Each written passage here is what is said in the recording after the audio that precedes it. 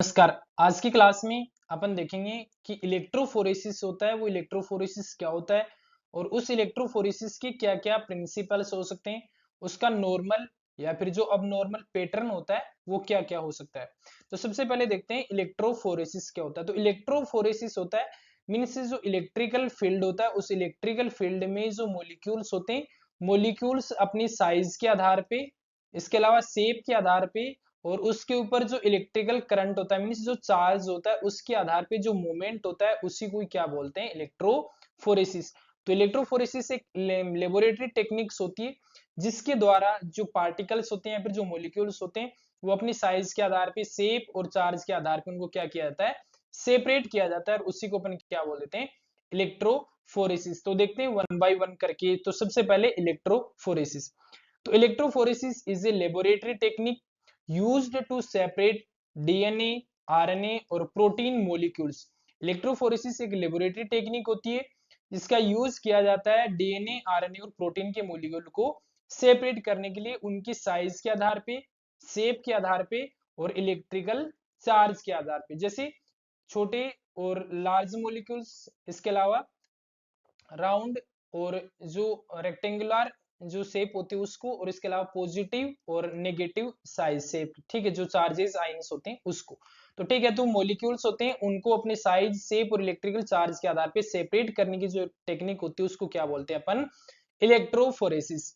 Electrophoresis एक इसमें क्या होता है, एक इलेक्ट्रिकल करंट होता है, उसको मूव किया जाता है मॉलिक्यूल्स के लिए, ठीक है, जो मॉलिक्यूल्स है वो मूवमेंट करे इसके लिए इलेक्ट्रिकल करंट होता है उसका यूज किया जाता है। और इस इलेक्ट्रिकल करंट को किसके अंदर गुजारा जाता है, जेल या अदर मैट्रिक्स में। तो कोई भी एक जेल होता है और उस जेल में या फिर उसमें मैट्रिक्स में क्या करते हैं, इलेक्ट्रिकल जो करंट होता है उसको गुजारा जाता है जिससे जो मॉलिक्यूल्स होते हैं वो अपनी साइज से या फिर नेगेटिव और पॉजिटिव की तरफ क्या करते हैं, वो मोमेंट करते हैं। The movement of charged particles in a fluid और gel under the influence of an electrical field. तो जो चार्ज्ड पार्टिकल्स होते हैं उनका जो मोमेंट होता है फ्लूइड में और जेल में वो इलेक्ट्रिकल फील्ड के द्वारा प्रभावित होता है, ठीक है। तो जो इलेक्ट्रिकल फील्ड के अंदर ही उनका क्या होता है, केवल मोमेंट होता है। उसके बाद में देखते हैं इसकी डेफिनेशन को। तो इसकी जो डेफिनेशन होती है वो क्या होती है, electrophoresis is a technique used to separate molecules in a gel और फ्लूइड। इलेक्ट्रोफोरेसिस एक टेक्निक होती है जिसका यूज किया जाता है जेल और फ्लूइड में सेपरेट को मॉलिक्यूल्स को सेपरेट करने के लिए, ठीक है। The rate and direction of particle movement in the electrical field depends on the molecules size and electrical charge.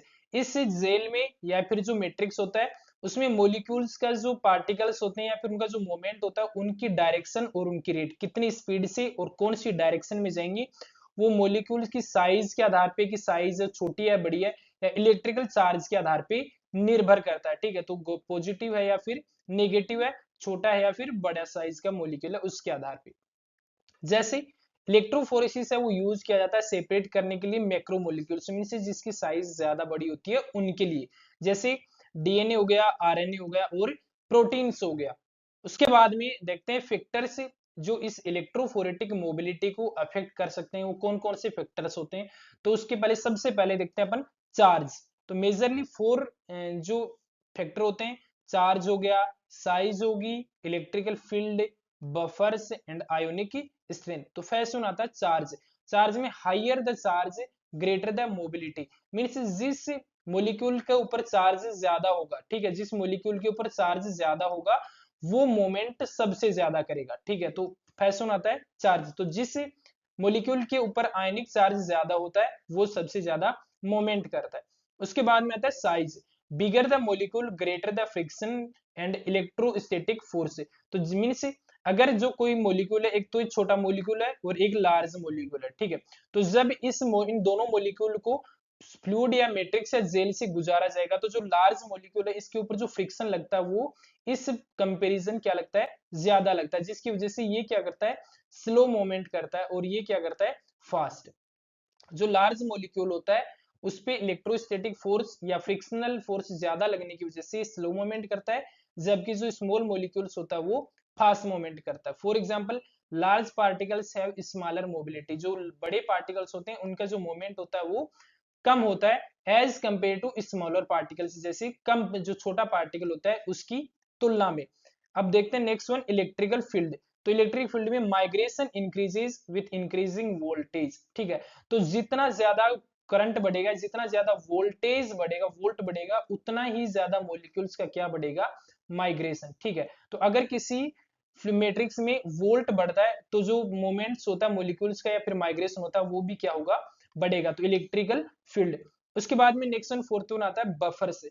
तो बफर्स में क्या होता है कि अगर पीएच इंक्रीज होती है किसी भी बफर सॉल्यूशंस की, अगर किसी बफर सॉल्यूशन है और उस बफर सॉल्यूशन की जो पीएच है वो इंक्रीज होगी, तो उसकी आयोनिक जो कंसंट्रेशन है वो भी क्या होगी, इंक्रीज होगी। आयन की जो कंसंट्रेशन है वो भी इंक्रीज होगी, और आयोनिक कंसंट्रेशन बढ़ेगी, तो आयोनिक कंसंट्रेशन बढ़ने की वजह से उसमें जो मूवमेंट होता है करंट का वो भी क्या होगा, बढ़ेगा। इंक्रीज फ्लो ऑफ करंट, जो करंट का फ्लो वो भी उसमें क्या होगा, बढ़ेगा, और जिसकी वजह से मूवमेंट होगा फ्लूइड का, जो मॉलिक्यूल्स का, वो भी इंक्रीज होगा। तो बफर्स में क्या होते हैं कि अगर किसी सॉल्यूशन की बफर की जो पीएच है वो बढ़ेगी, तो उसकी वजह से आयोनिक कंसंट्रेशन है वो भी बढ़ेगी, और उसकी वजह से करंट का जो फ्लो वो भी बढ़ेगा। जैसे अगर ये एक सॉल्यूशन है, अगर इसमें से न्यूट्रल होता है वो 7 पे, अगर इसकी पीएच को कम या ज्यादा किया जाता है, अगर कम किया जाता है तो जो हाइड्रोजन आयन, जो पॉजिटिव आयन्स होते हैं वो बढ़ेंगे, और इसके अलावा जो 7 से ज्यादा किया जाता है तो OH आयन माइनस, जो माइनस आयन्स होते हैं वो बढ़ेंगे, नेगेटिव चार्ज बढ़ेगा, और इस अगर चार्ज बढ़ेगा तो उसमें करंट का फ्लो भी वो भी क्या होगा, बढ़ेगा। उसके बाद में आता है आयोनिक स्ट्रेंथ। तो आयोनिक स्ट्रेंथ का होता है अगर किसी मॉलिक्यूल्स की आयंस की स्ट्रेंथ बढ़ती है, कि ठीक है पॉजिटिव नेगेटिव आयंस की स्ट्रेंथ बढ़ती है, तो उस मॉलिक्यूल्स में फ्लो, जो करंट का फ्लो होता है वो भी क्या होगा, बढ़ेगा। तो आयोनिक स्ट्रेंथ में किसी भी मॉलिक्यूल की अगर आयन की कंसंट्रेशन बढ़ेगी, तो उस मॉलिक्यूल्स के का जो मैट्रिक्स में मूवमेंट होता है फ्लो करंट वो भी क्या होगा, बढ़ेगा। तो फैक्टर्स में चार्ज, इसके अलावा साइज, इलेक्ट्रिकल फील्ड, बफर्स और आयोनिक स्ट्रेंथ होते हैं, वो इलेक्ट्रोफोरेटिक मोबिलिटी को अफेक्ट करने के लिए मेजर रोल प्ले करते हैं। उसके बाद में आते हैं प्रिंसिपल्स ऑफ इलेक्ट्रोफोरेसिस। तो इलेक्ट्रोफोरेसिस प्रिंसिपल्स होता है, उसमें क्या होता है, charged macromolecules are placed in the electrical field, move towards the negative and positive pole based on their charge. तो जैसे ये एक सॉल्यूशंस होता है, मैट्रिक्स होता है या फिर जेल होता है, इसके अंदर क्या किया जाता है, अपन इलेक्ट्रोड को रखते हैं और इलेक्ट्रोड पॉजिटिव और नेगेटिव रखते हैं। अब इसमें से जैसे वोल्टेज को पास किया जाता है, तो ये वोल्टेज को पास करने के दौरान जो पार्टिकल्स होते हैं वो अपनी साइज के जो शेप होती है, साइज होती है, फिर उसका जो करंट होता है उसके आधार पे क्या हो जाते हैं, वो चार्ज के आधार पे चले जाते हैं। Nucleic acid has a negative charge and therefore it migrates toward the anode. जो न्यूक्लिक एसिड होता है उस न्यूक्लिक एसिड पे कैसा चार्ज होता है, नेगेटिव चार्ज होता है, और इसकी वजह से ये एनोड की तरफ मूवमेंट करता है। नेगेटिव वाला पॉजिटिव की तरफ जाएगा और पॉजिटिव वाला नेगेटिव की तरफ जाता है। उसके बाद में आता है पेपर इलेक्ट्रोफोरेसिस। टाइप्स में फर्स्ट वन आता है पेपर इलेक्ट्रोफोरेसिस। तो पेपर इलेक्ट्रोफोरेसिस इसको क्यों बोलते हैं, क्योंकि इसमें एक पेपर का यूज किया जाता है जिसको जो होता है क्रोमेटोग्राफी पेपर, और इस क्रोमेटोग्राफी पेपर की वजह से इसका नाम क्या है, पेपर इलेक्ट्रोफोरेसिस होता है। तो इसमें क्या होता है कि जैसे ये एक चेंबर होता है, इस चेंबर के अंदर ही दो एक सॉल्यूशन होता है, एक में तो बफर सॉल्यूशन और इसमें भी बफर सॉल्यूशन। एक साइड में एनोड होता है, नेगेटिव चार्ज होता है एक साइड में, और एक साइड में कैथोड होता है जिसमें पॉजिटिव चार्ज होता है। और उसके बाद में इसमें वोल्टेज है वो पास किया जाता है, और इस क्रोमेटोग्राफी जो पेपर होता है इसके ऊपर सैंपल रखा जाता है, बीच में सैंपल रखा जाता है। अब जैसे आप इसमें से करंट को गुजारेंगे तो ये करंट जैसे गुजरेगा यहाँ से, तो इस पेपर के द्वारा ये जो सैंपल है वो जिसमें पॉजिटिव चार्ज है वो नेगेटिव की तरफ, कैथोड की तरफ, और ये उसकी तरफ एनोड की तरफ। तो जैसा चार्ज है उसकी तरफ वो क्या करेगा, मोमेंट करेगा। तो ये होता है पेपर इलेक्ट्रोफोरेसिस में। तो पेपर इलेक्ट्रोफोरेसिस में क्या होता है, एक टेक्निक होती है जिसमें ions of different charges are separated on medium of paper. ठीक है, तो पेपर के मीडियम के ऊपर जो डिफरेंट चार्ज जो मॉलिक्यूल्स होते हैं उनको क्या किया जाता है, आयंस को अलग किया जाता है by the application of voltage between two electrodes. इन दोनों इलेक्ट्रोड्स के बीच में करंट या फिर जो वोल्टेज होता है उसको एप्लीकेशन करके जो पेपर के ऊपर सॉल्यूशन होता है, सैंपल होता है, उसमें आयंस को क्या गया था, चार्ज के आधार पे अलग किया जाता है। ठीक है, उसके बाद में आता है एप्लीकेशन की, जो पेपर इलेक्ट्रोफोरेसिस होता है उसको अपन कहाँ पे अप्लाई कर सकते हैं या फिर कहाँ यूज होता है। तो separation of amino acids and proteins, ठीक है। तो अमाइनो एसिड और प्रोटीन के सेपरेशन करने के लिए जैसे लार्ज मॉलिक्यूल हो गए उनकी, ठीक है। उसके बाद में नेक्स्ट वन, ब्लड में जो एंजाइम्स होते हैं उनको अलग करने के लिए भी पेपर इलेक्ट्रोफोरेसिस का यूज किया जाता है। और थर्ड वन आता है कि अगर जो एंटीबायोटिक्स होती हैं उन एंटीबायोटिक्स को सेपरेट करने के लिए भी अपन क्या करते हैं, पेपर इलेक्ट्रोफोरेसिस का यूज करते हैं। उसके बाद में नेक्स्ट वन आता है जेल इलेक्ट्रोफोरेसिस। और जेल इलेक्ट्रोफोरेसिस में क्या होता है, क्योंकि ये जो चेंबर होता है इस चेंबर के अंदर ही जेल होता है वो फिल किया जाता है, ठीक है। ये जैसे छोटे छोटे वेल्स होते हैं, छोटे छोटे कुएं, उसके अंदर क्या कहते हैं, गड्ढे होते हैं। और इन गड्ढों में क्या होता है, जो जेल होता है उस जेल को, सैंपल को डाला जाता है और यहाँ पे क्या होता है, ये जेल होता है। और उसके बाद में एक साइड में इसमें नेगेटिव पोल होता है और एक साइड में पॉजिटिव पोल होता है। उसके बाद में अपन इसको क्या करते हैं, पावर सप्लाई करते हैं। और पावर सप्लाई करने के बाद में जैसे ही इसमें पावर आएगा, वोल्टेज आएगा, तो इसमें जो वेल्स में जो सैंपल है वो सैंपल इस जेल के थ्रू क्या करेगा, मोमेंट करेगा अपनी चार्जेस के आधार पे। तो प्रिंसिपल क्या होता है इसमें, it uses a gel as a medium during electrophoresis. इसमें इलेक्ट्रोफोरेसिस के दौरान मीडियम के रूप में यहाँ पे जेल है उसको क्या किया जाता है, यूज किया जाता है। Sample are place in wells of gel, ये जो सैंपल है इन वेल्स में यहाँ पे प्लेस किया जाता है। ये जो वेल्स होते हैं, छोटे छोटे गड्ढे होते हैं, इनके अंदर जो सैंपल होता है उसको प्लेस किया जाता है। और उसके बाद में जो इलेक्ट्रिकल करंट होता है उसको यहाँ पे अप्लाई किया जाता है। ये जो सोर्स होता है इस सोर्स से इसको यहाँ पे क्या करते हैं, इलेक्ट्रिकल करंट को अप्लाई करते हैं। और ये इलेक्ट्रिकल करंट फिर क्या करता है, इस मैट्रिक्स के द्वारा डिफरेंट रेट्स के ऊपर, अलग अलग रेट के ऊपर क्या करते हैं, जो पोल्स होते हैं नेगेटिव और पॉजिटिव इनकी तरफ मूवमेंट करता है, move through the matrix at different rate towards the anode if negatively. अगर नेगेटिव है तो वो किसकी तरफ आएगा, एनोड की तरफ। और अगर पॉजिटिव है तो वो किसकी तरफ जाएगा, कैथोड की तरफ। तो ये था जेल इलेक्ट्रोफोरेसिस। जेल इलेक्ट्रोफोरेसिस में जो जेल के लिए अपन कौन कौन सी चीज का यूज कर सकते हैं, तो वो होता है एक तो स्टार्च, स्टार्च का यूज कर सकते हैं। एगार या फिर एगारोज होता है, इसका भी अपन जेल की फॉर्म में जेल इलेक्ट्रोफोरेसिस में यूज कर सकते हैं। उसके अलावा थर्ड वन आता है सेलुलोज एसीटेट। इसके अलावा फोर्थ वन आता है पोली एक्रिलेमाइड जेल, जिसको अपन क्या बोलते हैं, पेज। तो ये 4-5 टाइप के जेल होते हैं, जैसे स्टार्च हो गया, एगार हो गया, सेलुलोज एसीटेट हो गया और पॉली एक्रिलेमाइड जेल हो गया, जिसको अपन पेज बोलते हैं। ये इलेक्ट्रोफोरेसिस जेल में जेल के रूप में काम में लिए जाते हैं। उसके बाद में देखते हैं इसका एप्लीकेशन की कौन कौन सी जगह पे इसका काम में लिया जाता है। तो फर्स्ट आता है estimation of molecular weight of protein. जो प्रोटीन के मोलिक्यूल्स होते हैं उन प्रोटीन्स के मोलिक्यूल का जो मोलिकुलर वेट होता है, उस मोलिकुलर वेट को मॉनिटर करने के लिए अपन जेल इलेक्ट्रोफोरेसिस का यूज करते हैं। सेकंड वन आता है प्यूरिफिकेशन ऑफ प्रोटीन। तो प्रोटीन के प्यूरिफिकेशन के लिए, उसके बाद में जो डीएनए के फ्रेगमेंट्स होते हैं, डीएनए के फ्रेगमेंट्स को अलग करने के लिए भी अपन जेल इलेक्ट्रोफोरेसिस का यूज करते हैं। उसके बाद में जो अमीनो एसिड्स होते हैं उन अमीनो एसिड्स को सेपरेट करने के लिए भी जेल इलेक्ट्रोफोरेसिस का यूज होता है। तो जेल इलेक्ट्रोफोरेसिस का एप्लीकेशन कहाँ पे होता है, जो प्रोटीन के मोलिकुलर वेट को देखने के लिए, प्रोटीन के प्यूरिफिकेशन के लिए और डीएनए फ्रेगमेंट्स के सेपरेशन के लिए। इसके अलावा अमीनो एसिड्स होते हैं, इन अमीनो एसिड्स की सेपरेशन के लिए भी जेल इलेक्ट्रोफोरेसिस का यूज होता है।